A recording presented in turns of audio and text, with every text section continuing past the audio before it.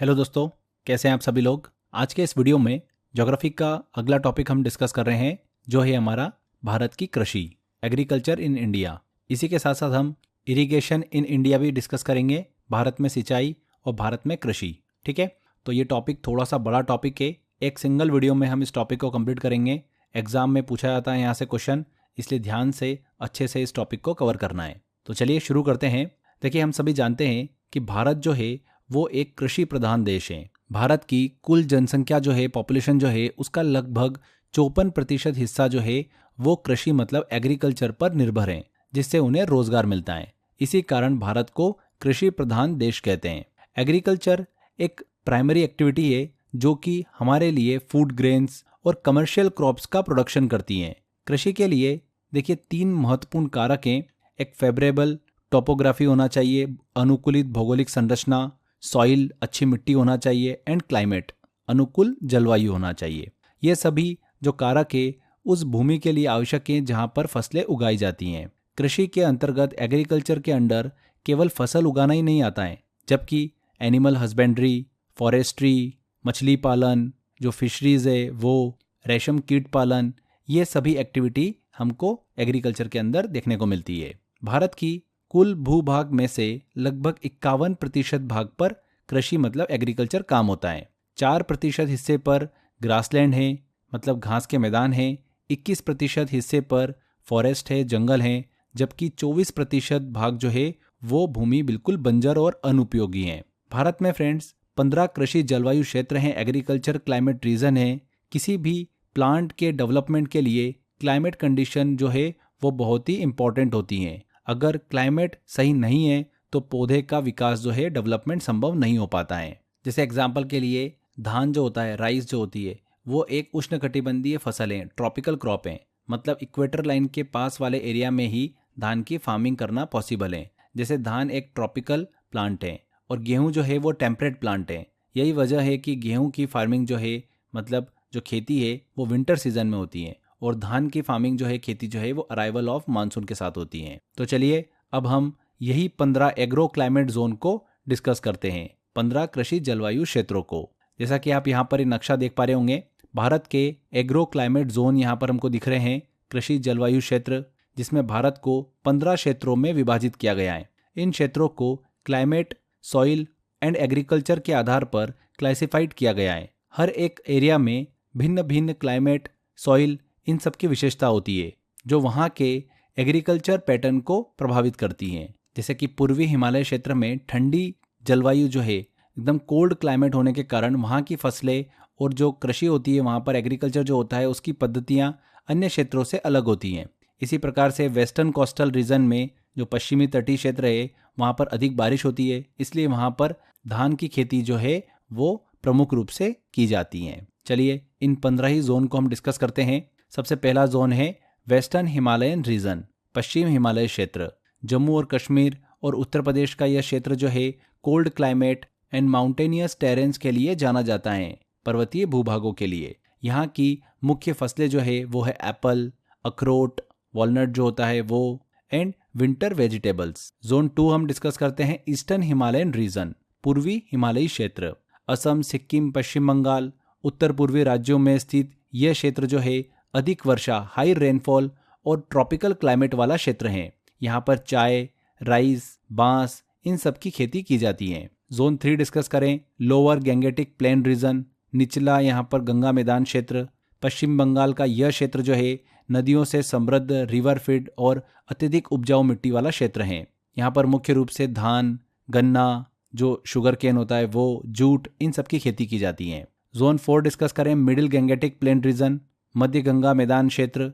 तो ये उत्तर प्रदेश और बिहार का क्षेत्र है, गंगा नदी के किनारे फैला हुआ है, जहाँ पर गेहूं, चावल, गन्ने, इन सब की खेती के लिए ये क्षेत्र प्रसिद्ध है। जोन 5 डिस्कस करते हैं, अपर गैंगेटिक प्लेन रीजन, ऊपरी गंगा मैदान क्षेत्र। तो उत्तर प्रदेश का यह क्षेत्र जो है ऊपरी गंगा घाटी, अपर गंगा वैली में स्थित है। यहाँ की प्रमुख फसलों की बात करें तो गेहूं, चावल, गन्ना, ये सभी प्रमुख फसलें हैं। जोन 6 की बात करते हैं, ट्रांस गंगा मैदान क्षेत्र, trans Gangetic plain region. Punjab, Haryana, Delhi और राजस्थान का यह क्षेत्र जो है हाई एग्रीकल्चर प्रोडक्टिविटी के लिए जाना जाता है। विशेष रूप से यहाँ पर गेहूं, धान, इनकी खेती जो है वो की जाती है। जोन 7 की बात करते हैं, पूर्वी पठार और पहाड़ी क्षेत्र, eastern plateau and hills region. Maharashtra, Uttar Pradesh, Orissa और पश्चिम बंगाल के क्षेत्र में पहाड़ी और पठारी भूभाग जो है, हिली एंड प्लेट्यू रीजन, वो हमको देखने को मिलता है। यहाँ मुख्य रूप से मक्का, बाजरा, कपास, कॉटन होता है, वो उगाई जाती हैं। काली मिट्टी की अधिकता होती है महाराष्ट्र में, इसीलिए यहाँ पर कॉटन की खेती की जाती है। जोन 8 की बात करते हैं, central plateau and hills region, मध्य पठारी और पहाड़ी क्षेत्र। तो मध्य प्रदेश, राजस्थान और उत्तर प्रदेश का यह क्षेत्र जो है बहुत ही ड्राई, शुष्क और अर्ध शुष्क जलवायु, सेमी एरिड क्लाइमेट वाला क्षेत्र है। यहाँ की फसलें जो है प्रमुख रूप से वो बाजरा है, ज्वार है, दालें हैं, ये यहाँ की प्रमुख फसलें हैं। जोन 9 की बात करें तो western plateau and hills region, पश्चिमी पठारी और पहाड़ी क्षेत्र, महाराष्ट्र, मध्य प्रदेश और राजस्थान वाला क्षेत्र है। कठोर जलवायु यहाँ पर, बिल्कुल हार्श क्लाइमेट रहता है। पहाड़ी भूभाग हैं, यहाँ पर कपास, ज्वार, इनकी खेती की जाती है। जोन 10 की बात करें, southern plateau and hills region, Andhra Pradesh, Karnataka और तमिलनाडु का यह क्षेत्र जो है दक्षिणी पठारी इलाकों, साउथर्न प्लेट्यू एरिया में फैला हुआ है। यहाँ पर मूंगफली, दालें, कपास, इन सब की खेती की जाती हैं। जोन 11 की बात करें, east coastal plain and hills region, तो उड़ीसा, आंध्र प्रदेश, तमिलनाडु और पुदुचेरी का यह क्षेत्र जो है कोस्टल क्लाइमेट वाला क्षेत्र है। यहाँ पर धान, कोकोनट और फिशिंग मतलब मछली पालन जो है वो प्रमुख रूप से किया जाता है। जोन 12 की बात करें, west coastal plain and ghat region, Tamil Nadu, Kerala, Goa, Karnataka और महाराष्ट्र का यह क्षेत्र जो है उच्च वर्षा मतलब हाई रेनफॉल वाला तटीय जलवायु वाला एक क्षेत्र है, जहाँ पर मुख्य फसलें नारियल, सुपारी और धान होती हैं। जोन 13 की बात करें, Gujarat plains and hills region, Gujarat मैदान और पहाड़ी क्षेत्र। गुजरात का यह क्षेत्र जो है शुष्क और अर्ध शुष्क जलवायु वाला एक क्षेत्र है, dry and semi arid climate वाला। यहाँ पर कपास, गन्ना और मूंगफली जो है उनकी खेती की जाती है। जोन 14 की बात करें, वेस्टर्न ड्राई रीजन की, पश्चिमी शुष्क प्रदेश की, तो राजस्थान का यह क्षेत्र जो है शुष्क मरुस्थलीय जलवायु वाला क्षेत्र है, एरिड डेजर्ट क्लाइमेट वाला। यहाँ पर बाजरा, मूंगफली और ऊंट पालन जो है वो प्रमुख गतिविधियों के रूप में देखा जाता है। जोन 15 की बात करें, द आइलैंड्स रीजन, द्वीपीय प्रदेश, तो अंडमान निकोबार, लक्षद्वीप, यह क्षेत्र जो है समुद्री और तटीय जलवायु, मैरीन एंड कोस्टल क्लाइमेट वाला एक क्षेत्र है। यहाँ पर नारियल, सुपारी, मछली पालन, फिशिंग, ये सभी एक्टिविटी हमको देखने को मिलती है। तो ये भारत के 15 कृषि जलवायु क्षेत्र, 15 एग्रो क्लाइमेट जोन को हमने एक एक करके डिस्कस किया है। चलिए अब आगे हम डिस्कस करते हैं टाइप ऑफ एग्रीकल्चर की। कृषि के प्रकारों को डिस्कस करेंगे। 3 मेजर इसके हमको टाइप देखने को मिलते हैं। पहला है सब्सिस्टेंस एग्रीकल्चर, दूसरा है कैश या फिर कमर्शियल एग्रीकल्चर, एंड तीसरा है एग्रीकल्चर बेस्ड ऑन क्रॉप्स। इसमें भी देखिए 3 तरीके की फसल आती है, रबी की फसल, खरीफ की फसल एंड जायद की फसल। तो चलिए एक एक करके सभी को हम डिस्कस करते हैं। सबसे पहले हम बात करते हैं सब्सिस्टेंस एग्रीकल्चर की। निर्वाह कृषि इसको हिंदी में बोला जाता है। देखिए निर्वाह कृषि, सब्सिस्टेंस एग्रीकल्चर क्या होता है? ये वो खेती होती है जिसमें किसान सिर्फ अपनी और अपने परिवार की ज़रूरतें पूरी करने के लिए अनाज उगाता है। इसमें ज़्यादा उत्पादन जो होता है, प्रोडक्शन या बाजार में बेचने का मकसद उसका नहीं होता है। किसान जो भी उगाता है उसका ज़्यादातर हिस्सा अपने परिवार के लिए इस्तेमाल करता है। उदाहरण के तौर पर एक किसान अपने छोटे से खेत में चावल, गेहूं या फिर सब्जियां उगाता है। इसका उद्देश्य होता है कि उसका परिवार पूरे साल के लिए खाना खा सके। इस खेती में किसान बहुत ज़्यादा तकनीक, टेक्नोलॉजी या फिर रासायनिक खाद जो होते हैं, केमिकल फर्टिलाइजर्स होते हैं, उनका इस्तेमाल नहीं करता है, बल्कि पुराने पारंपरिक तरीकों का उपयोग करता है। पूर्वोत्तर भारत के राज्य जैसे कि असम, मेघालय, मिजोरम, नागालैंड, इसमें इसे झूम खेती जो है वो कहा जाता है। झूम खेती में किसान जंगल के एक छोटे से हिस्से को साफ करके खेती करते हैं और कुछ सालों बाद दूसरी जगह पर शिफ्ट हो जाते हैं। मणिपुर में इसे पामलू, अंडमान निकोबार द्वीप समूह में इसे दीपा के नाम से जाना जाता है। इस तरीके की खेती ज़्यादातर उन जगहों पर की जाती है जहां पर आधुनिक संसाधन नहीं होते हैं। किसान सीधे अपने परिवार की ज़रूरतें पूरी करने पर ध्यान देते हैं। तो समझ में आ गया आपको सब्सिस्टेंस एग्रीकल्चर, निर्वाह कृषि किसे कहा जाता है। देखिए कमर्शियल एग्रीकल्चर का मतलब होता है कि ऐसी खेती जिसमें उगाई गई फसलों, क्रॉप्स का उपयोग बिजनेस के लिए किया जाता है। किसान इन फसलों को बेचकर अपनी इनकम कमाते हैं। इस तरीके की कृषि में जो भी उत्पादन, प्रोडक्शन होता है उसे मार्केट में बेचने के लिए तैयार किया जाता है। इसके अंतर्गत न सिर्फ फसलों का उत्पादन होता है बल्कि एनिमल हस्बेंड्री, पशुपालन भी आता है जिसे बेचा जा सकता है। कमर्शियल क्रॉप की अगर प्रमुख फसलों की बात करें हम, तो कौन कौन सी है? शुगर केन गन्ना है, कॉटन है, टोबैको है तंबाकू, tea, coffee, jute, rubber, cocoa, flaxseed, सरसों, मूंगफली, आलू, फल सब्जियां और दालें, ये सभी कमर्शियल क्रॉप्स के अंतर्गत फसलें आती हैं। समझ में आया आपको? कमर्शियल एग्रीकल्चर का मुख्य एम क्या होता है? प्रॉफिट कमाना और प्रोडक्शन को बाजार में बेचना। तीसरा हमारा टाइप आता है फसलों के आधार पर कृषि, एग्रीकल्चर बेस्ड ऑन क्रॉप्स। तो इसमें हम 3 फसल डिस्कस करेंगे, रबी की फसल, खरीफ की फसल एंड जायद की फसल। तो सबसे पहले हम बात करते हैं रबी की फसल की। देखिए, रबी की फसल जो है ये विंटर सीजन में अक्टूबर से दिसंबर के बीच में बोई जाती हैं और समर सीजन में अप्रैल से जून के बीच में काट ली जाती हैं। प्लांटिंग टाइम क्या होता है इसका? अक्टूबर से दिसंबर के बीच में, winter season. And harvesting time क्या होता है? समर सीजन, अप्रैल से जून के बीच में।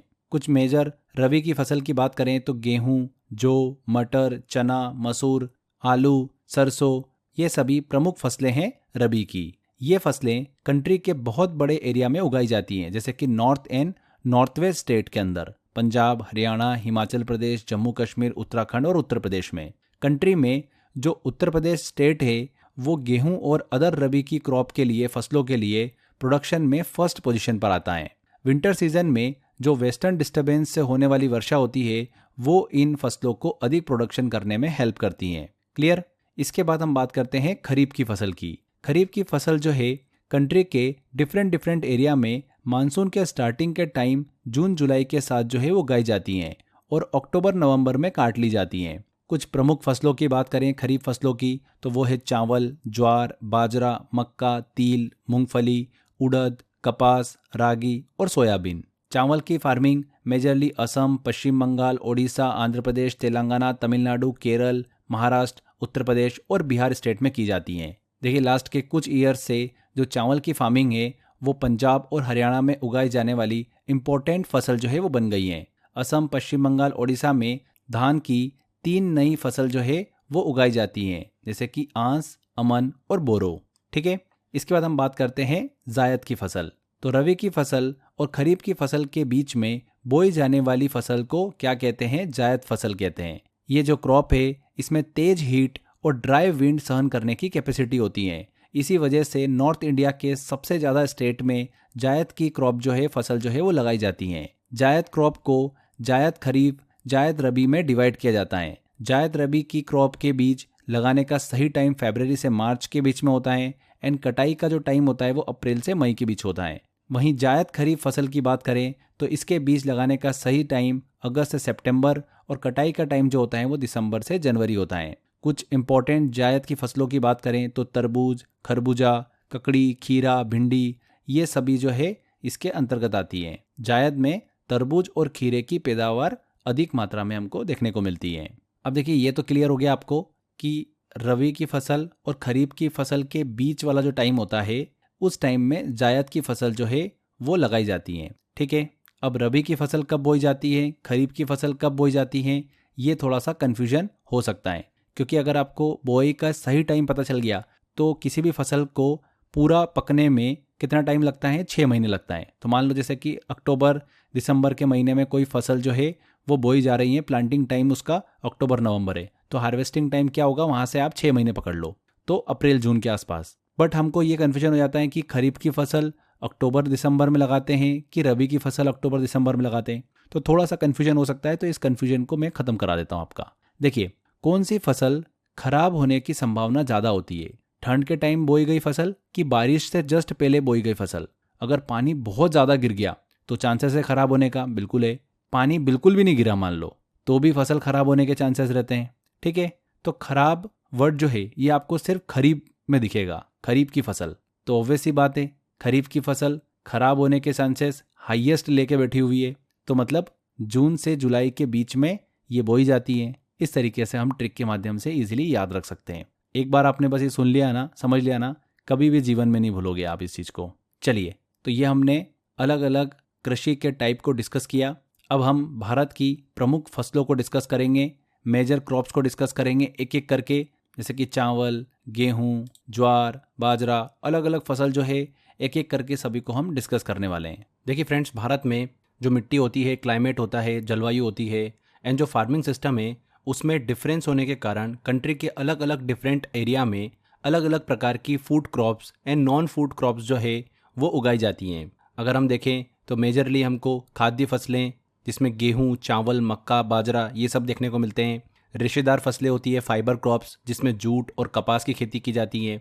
तीसरा पेय फसलों में चाय, कहवा, इन सब की फसल हमको देखने को मिलती है। सबसे पहले अगर हम मेजर क्रॉप्स से डिस्कस कर रहे हैं उसमें आती है चावल, राइस। तो भारत की जो मैक्सिमम पॉपुलेशन है उसका मेजर फूड जो है खाना वो क्या है? चावल है। जो चावल है वो एक ट्रॉपिकल क्रॉप है, उष्णकटिबंधीय फसल है। चावल की 3000 से भी ज़्यादा वेराइटीज़ हैं जो कि different different agro climate reason में उगाई जाती हैं। चावल एक खरीफ और समर क्रॉप है जो कि जून से अगस्त के बीच में बोई जाती हैं और नवंबर से जनवरी के बीच में काटी जाती हैं। इसे उगाने के लिए हाई टेम्परेचर लगभग 25 डिग्री से ऊपर और हाई ह्यूमिडिटी की ज़रूरत होती है। 100 सेंटीमीटर से अधिक वर्षा की इसमें रिक्वायरमेंट होती है। कम वर्षा वाले एरिया में भी इसे इरिगेशन करके उगाया जा सकता है, सिंचाई करके। कंट्री के टोटल राइस प्रोडक्शन का 50% से अधिक राइस जो है पश्चिम बंगाल, उत्तर प्रदेश, पंजाब और आंध्र प्रदेश राज्यों से मिलता है। इंडिया में कृष्णा, गोदावरी, इनके डेल्टा एरिया जो कि आंध्र प्रदेश और तेलंगाना के बीच आते हैं उसको चावल का कटोरा कहा जाता है। ठीक है फ्रेंड्स, नेक्स्ट हम बात करते हैं वीट की, गेहूं की। गेहूं इंडिया की दूसरे सबसे इंपॉर्टेंट फूड ग्रेन क्रॉप है। यह इंडिया के नॉर्थ वेस्टर्न पार्ट में पैदा की जाती है। गेहूं एक रबी की फसल है। इसे उगाने के लिए विंटर सीजन और पकने के टाइम खिली धूप की रिक्वायरमेंट होती है। गेहूं के लिए 50 से 75 सेंटीमीटर एनुअल रेनफॉल की रिक्वायरमेंट पड़ती है। कंट्री में गेहूं के प्रोडक्शन के लिए 2 मेजर एरिया हैं। पहला है Ganga Satluj plain in the north west and black soil region of Deccan. In 2 region में गेहूं का प्रोडक्शन अधिक मात्रा में हमको देखने को मिलता है, जैसे कि पंजाब, हरियाणा, उत्तर प्रदेश, बिहार, राजस्थान और मध्य प्रदेश के कुछ पार्ट में गेहूं प्रोडक्शन करने वाले ये मेजर स्टेट्स हैं। मोटे अनाज की बात करें फ्रेंड्स तो ज्वार, बाजरा, रागी ये इंडिया में उगाए जाने वाले मोटे अनाज हैं। इन मोटे अनाजों की बात करें तो इनमें न्यूट्रिएंट्स की क्वांटिटी जो होती है वो ज़्यादा मात्रा में पाई जाती हैं, जैसे कि रागी में ज़्यादा क्वांटिटी में आयरन, कैल्शियम और माइक्रो न्यूट्रिएंट्स होते हैं। ठीक है, तो मोटे अनाज मतलब कोर्स ग्रेन। अगर हम भारत में सबसे ज़्यादा मोटे अनाज कोर्स ग्रेन उत्पादन करने वाले राज्यों की बात करें तो पहले नंबर पर आता है राजस्थान, दूसरे नंबर पर आता है महाराष्ट्र और तीसरे नंबर पर आता है कर्नाटक। वहीं अगर हम state with top 3 area of coarse grain की बात करें तो किस राज्य में मोटे अनाज की खेती के लिए सबसे बड़ा क्षेत्रफल है, तो पहले नंबर पर राजस्थान, दूसरे नंबर पर महाराष्ट्र एंड तीसरे नंबर पर कर्नाटक। मतलब सबसे ज़्यादा जमीन मोटे अनाज के लिए खेती के लिए प्रयोग की जाती है इन 3 स्टेट में, राजस्थान में सबसे ज़्यादा। नेक्स्ट हम देखिए फसल की तरफ चलते हैं जो कि हमारी ज्वार एरिया और प्रोडक्शन की दृष्टि से चावल और गेहूं के बाद कंट्री की तीसरी सबसे इंपॉर्टेंट फूड ग्रेन क्रॉप है। ज्वार अफ्रीकन ओरिजिन का एक उष्णकटिबंधीय पौधा है, ट्रॉपिकल प्लांट है, जिसके लिए 27 से 32 डिग्री टेम्परेचर और 30 से 65 सेंटीमीटर एनुअल रेनफॉल की रिक्वायरमेंट पड़ती है। जो ज्वार होती है उसको डिफरेंट टाइप की सॉइल में उगाया जा सकता है। यह फसल जो होती है रबी और खरीफ दोनों सीजन में उगाई जा सकती है। इसमें कार्बोहाइड्रेट, प्रोटीन, मिनरल्स और विटामिन अधिक क्वांटिटी में देखने को मिलते हैं। ज्वार गरीब लोगों का एक सस्ता भोजन है। इसे पशुओं के चारे के रूप में भी यूज किया जाता है। देश के कुल बोए गए क्षेत्रफल का लगभग 24.2% हिस्से पर मोटे अनाज बोए जाते हैं। इसमें ज्वार की बात करें तो इसका कुल क्षेत्रफल है 5.65%, मतलब 5.5% हिस्से पर ज्वार जो है उसको उगाया जाता है। ज्वार के अगर टॉप 3 प्रोड्यूसिंग स्टेट की बात करें तो पहले नंबर पर महाराष्ट्र है, दूसरे नंबर पर कर्नाटक, तीसरे नंबर पर आता है मध्य प्रदेश। जबकि अगर टॉप 3 स्टेट बाय एरिया की बात करें हम तो महाराष्ट्र, कर्नाटक दोनों बिल्कुल एज इट इज़ है। तीसरे नंबर पर यहाँ पर राजस्थान आ जाता है। अगली फसल की तरफ चलते हैं फ्रेंड्स, जो कि हमारा बाजरा एक अफ्रीकन ओरिजिन का प्लांट है। भारत में यह गरीब लोगों का एक आहार है, डाइट है। इसके तने का यूज़ जो है पशु चारे और झोपड़ी के छप्पर बनाने में किया जाता है। बाजरा की फार्मिंग जो है hot and dry climate condition वाले एरिया में की जाती है। बाजरा के लिए 25 से 35 डिग्री टेम्परेचर की रिक्वायरमेंट पड़ती है एंड 40 से 50 सेंटीमीटर एनुअल रेनफॉल अच्छी मानी जाती है। यह फसल जो है रबी और खरीफ दोनों सीजन में उगाई जाती है। इसे हल्की बालुई, काली और उच्च भूमि जो हाई लैंड्स होती है वहाँ की लाल बजरी सॉइल में उगाया जाता है। यह खरीफ की क्रॉप है जो कि मई से सितंबर के बीच बोई जाती हैं और अक्टूबर से मार्च के बीच में काटी जाती हैं। सबसे अच्छी बात यह है कि रेनफॉल मतलब जो बारिश की रिक्वायरमेंट पड़ती है वो बहुत ही कम पड़ती है। इस वजह से राजस्थान में इसका प्रोडक्शन ज़्यादा होता है। अगर बाजरा के टॉप 3 प्रोड्यूसिंग स्टेट की बात करें कंट्री में, तो पहले नंबर पे राजस्थान, दूसरे पे उत्तर प्रदेश और तीसरे पे आता है गुजरात। वहीं अगर एरिया वाइज बात करें तो राजस्थान, उत्तर प्रदेश और तीसरे पे आ जाता है महाराष्ट्र। अगली फसल की तरफ चलते हैं हम, जो कि है मक्का। इसे इंग्लिश में बोला जाता है मेज। मक्का जो है अमेरिका ओरिजिन का प्लांट है। इसे ईस्ट इंडिया कंपनी द्वारा 17वीं सेंचुरी में इंडिया में लाया गया था। मक्का को कॉर्न के नाम से भी जाना जाता है। मक्का एक खाद्य तथा चारा फसल है। यह क्रॉप इंडिया के टोटल बोए गए एरिया के 9 मिलियन हेक्टेयर एरिया पर उगाई जाती है, मतलब 9% लगभग एरिया पर। इसकी खेती जो है वो eastern and north eastern India को छोड़कर कंट्री के लगभग सभी पार्ट में हमको देखने को मिलती है। मक्का एक खरीफ की क्रॉप है, फसल है। यह कंट्री के कुछ पार्ट में रबी की क्रॉप के रूप में भी उगाई जाती हैं। इसके प्रोडक्शन के लिए 21 डिग्री से लेकर 27 degree average temperature and approximate 50 से 100 सेंटीमीटर एनुअल रेनफॉल की रिक्वायरमेंट होती हैं। मक्का की जो खेती है ये दालें, कॉटन, वेजिटेबल्स इनके साथ मिक्स तरीके से की जाती हैं। और जो पाला और ड्राई विंड्स होती है वो मक्का की क्रॉप के लिए बहुत ही हार्मफुल होती है। पाला मतलब एक मौसमी घटना है जिसमें ठंड के कारण बर्फ जो है वो जम जाती है। पाला तब बनता है जब हवा का तापमान 0 डिग्री सेल्सियस या उससे कम हो जाता है। ये आमतौर पर सर्दियों के मौसम में होता है। भारत में सबसे ज़्यादा पिंटली वैरायटी का मक्का जो है वो उगाया जाता है और राजस्थान और हिमाचल में डेंट वैरायटी का मक्का उगाया जाता है। मक्का उत्पादन करने वाले राज्यों की बात करें तो कर्नाटक, मध्य प्रदेश, महाराष्ट्र, आंध्र प्रदेश, राजस्थान और उत्तर प्रदेश आते हैं। इसमें अगर हम टॉप 3 प्रोड्यूसिंग स्टेट की बात करें जो सबसे ज़्यादा मक्का का उत्पादन करते हैं तो वो है कर्नाटक पहले नंबर पर, दूसरे नंबर पर महाराष्ट्र और तीसरे नंबर पर मध्य प्रदेश। एरिया वाइज देखें कि कहाँ पर मक्का की खेती जो है वो सबसे ज़्यादा होती है एरिया वाइज, तो मध्य प्रदेश पहले नंबर पर आता है, दूसरे पे कर्नाटक, तीसरे पे आता है महाराष्ट्र। ठीक है, अगली फसल की तरफ चलते हैं जो कि हमारी जौ।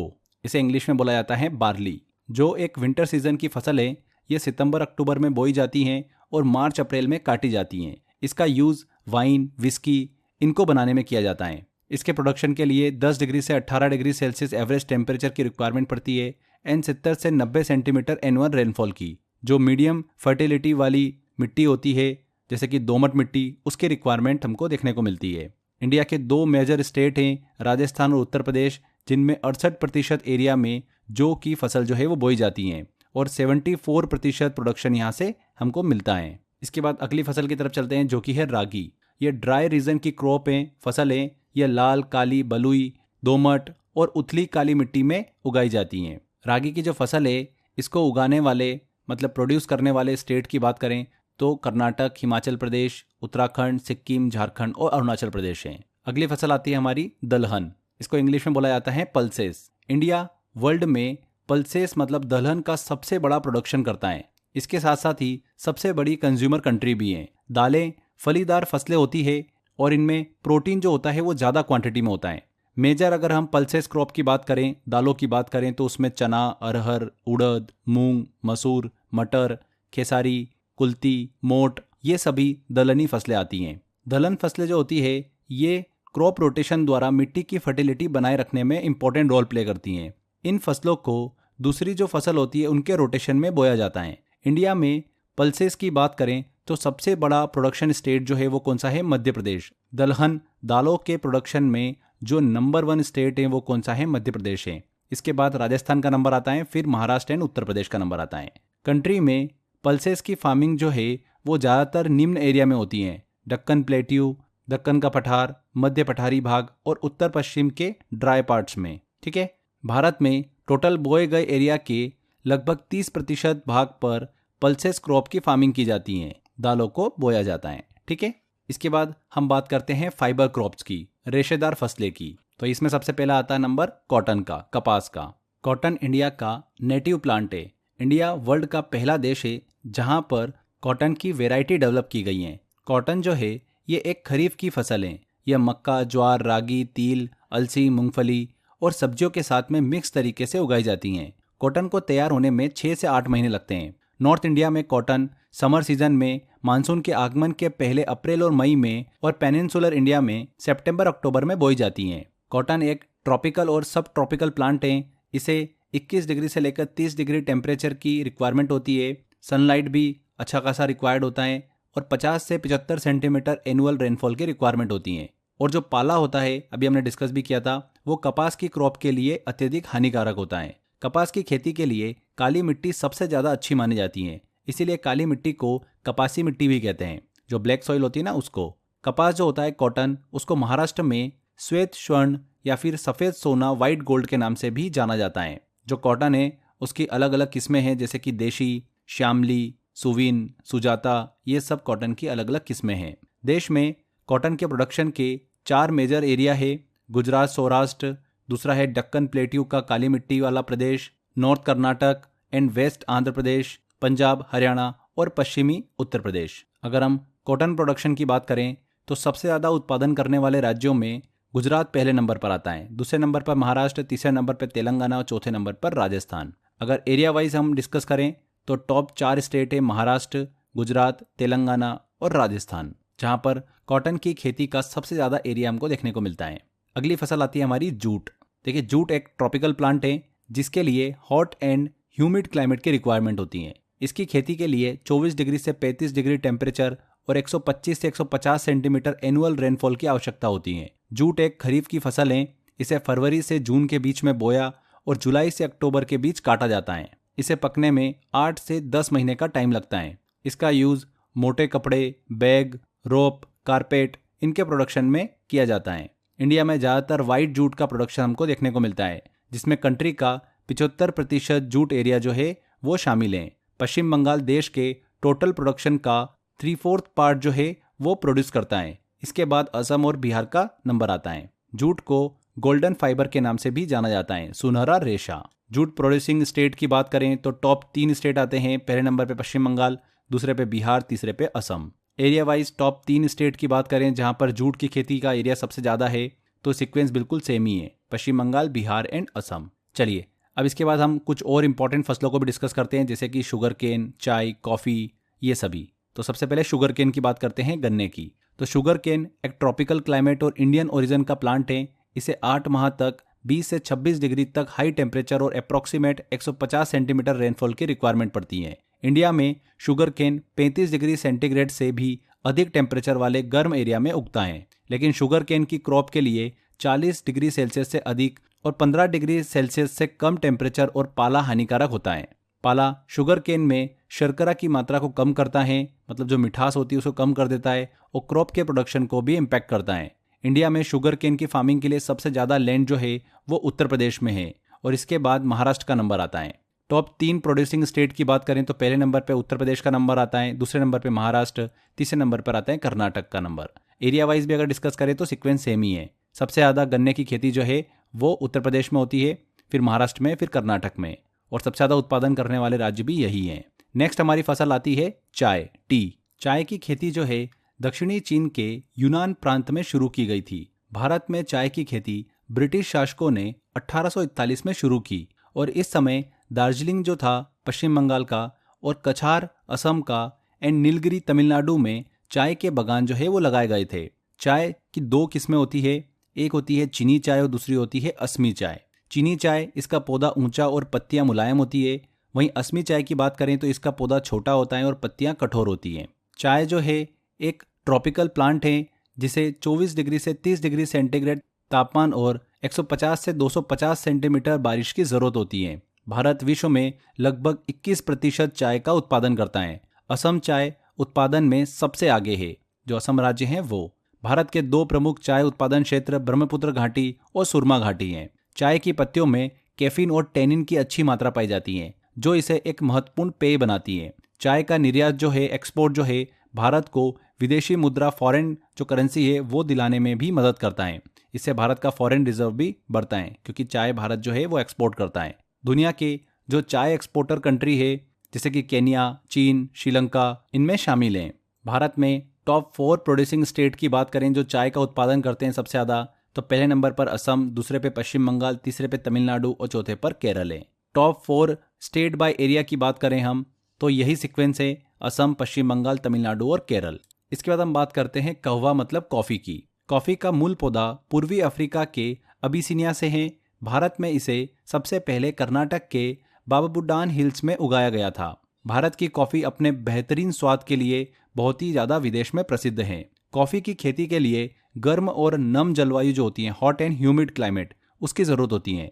इसमें 16 से 28 डिग्री सेंटीग्रेड तापमान और 150 से 250 सेंटीमीटर सालाना बारिश की ज़रूरत होती है। ज़्यादातर गर्मी और पाला दोनों ही कॉफ़ी की खेती के लिए हानिकारक होते हैं। विश्व में कॉफ़ी उत्पादन का सिर्फ 3.73% हिस्सा भारत में पैदा किया जाता है। भारत में सबसे ज़्यादा कॉफ़ी कर्नाटक में पैदा होती है, जो देश के कुल उत्पादन का 71% हिस्सा है। इसके बाद केरल और फिर आंध्र प्रदेश का स्थान आता है। कॉफ़ी की 3 प्रमुख किस्में हैं।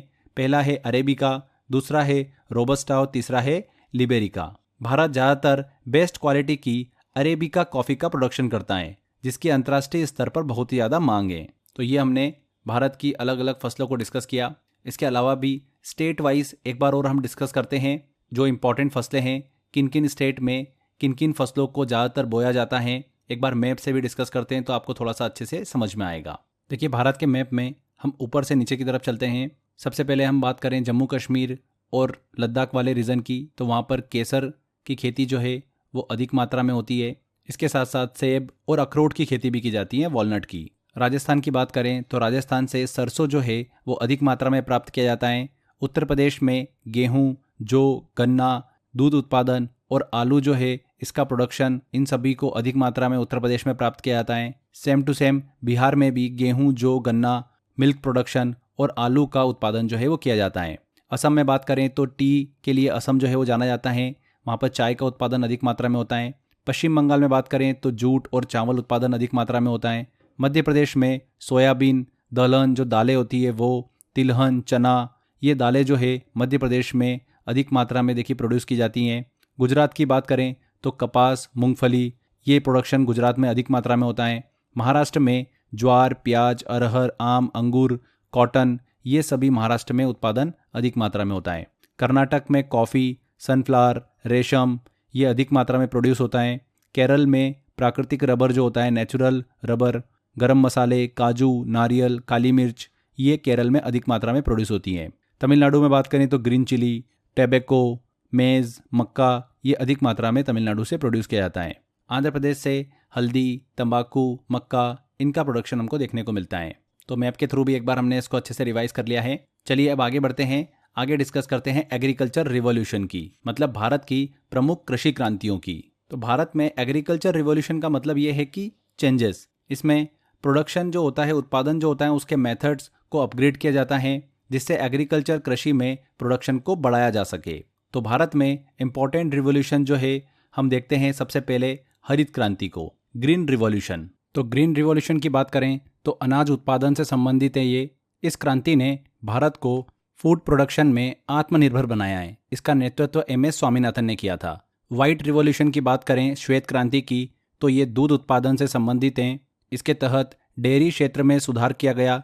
इसे ऑपरेशन फ्लड के नाम से भी जाना जाता है। इसका नेतृत्व किसने किया था? वर्गीस कुरियन ने। गोल क्रांति, राउंड रिवॉल्यूशन की बात करें तो ये आलू के उत्पादन से संबंधित हैं। लाल क्रांति, रेड रिवॉल्यूशन, मांस और टमाटर के उत्पादन से संबंधित हैं।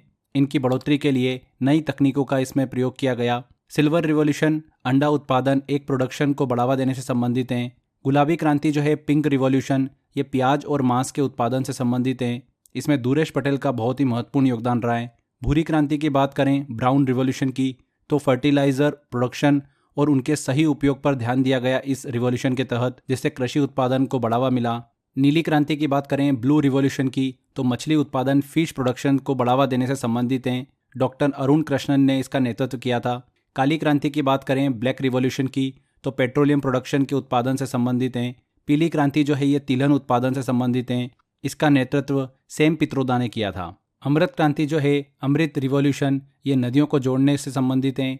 एवरग्रीन रिवॉल्यूशन, ये क्रांति जो है स्थायी कृषि उत्पादन मतलब एग्रीकल्चर प्रोडक्शन को बढ़ावा देने से संबंधित हैं। स्वीट रिवॉल्यूशन जो है ये मधुमक्खी पालन को बढ़ावा देने से संबंधित हैं। गोल्डन रिवॉल्यूशन फल, सब्जी, बागवानी उत्पाद को मतलब हॉर्टिकल्चर प्रोडक्शन, इनसे संबंधित हैं।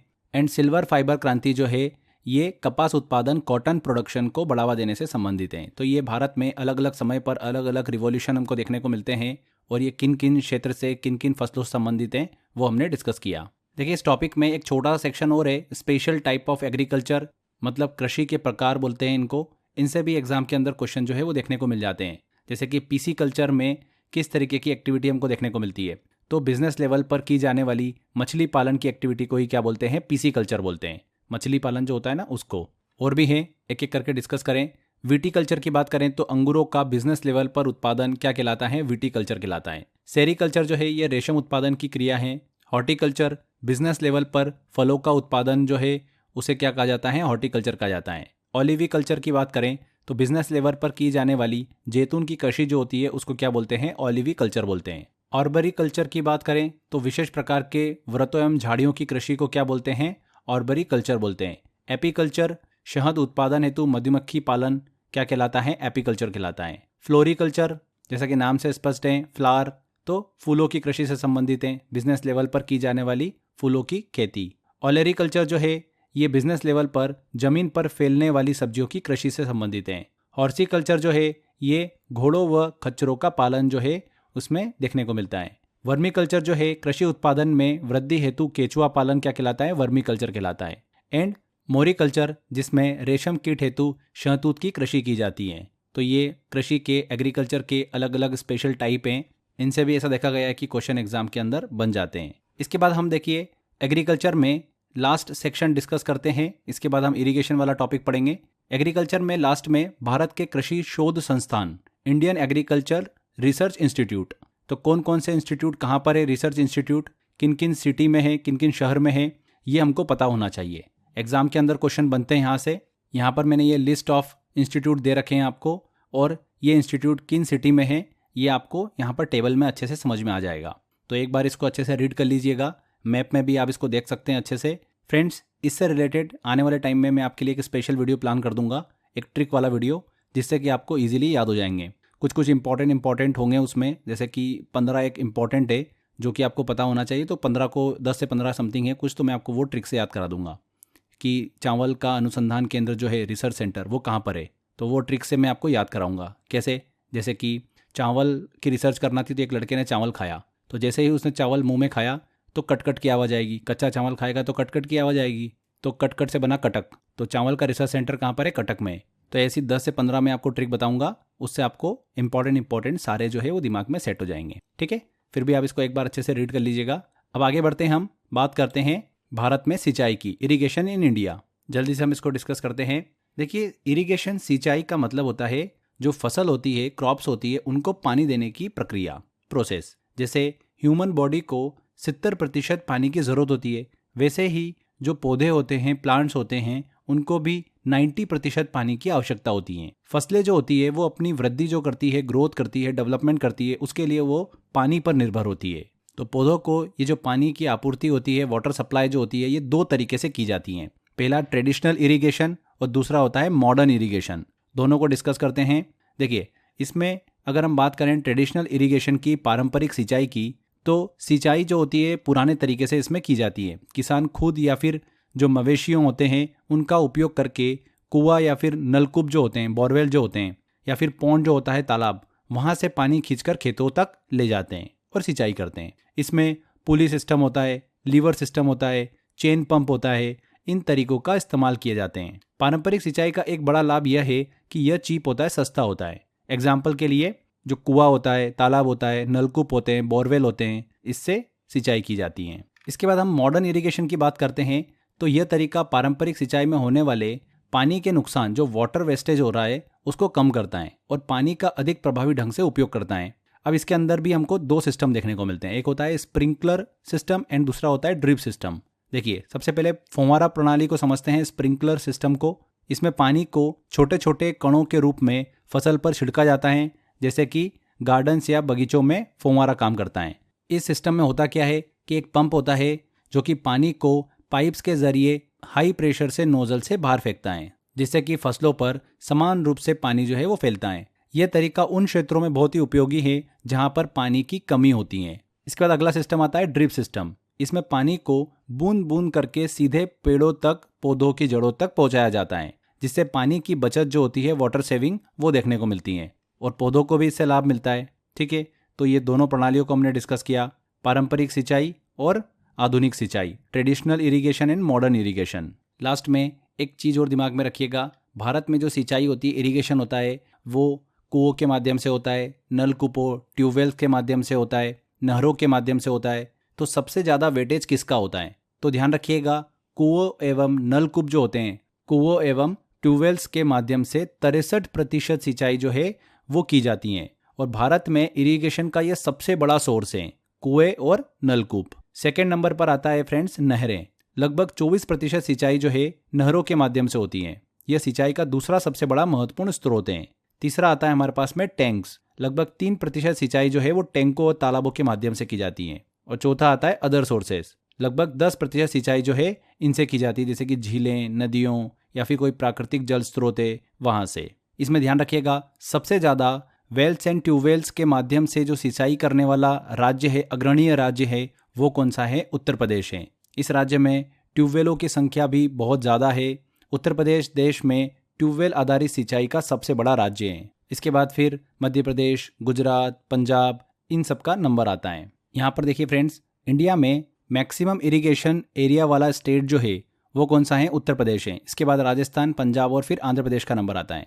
भारत में मोस्ट अनइरिगेटेड एरिया जो है वो कहाँ पर देखने को मिलता है? महाराष्ट्र में देखने को मिलता है। दूसरा स्थान है फिर राजस्थान।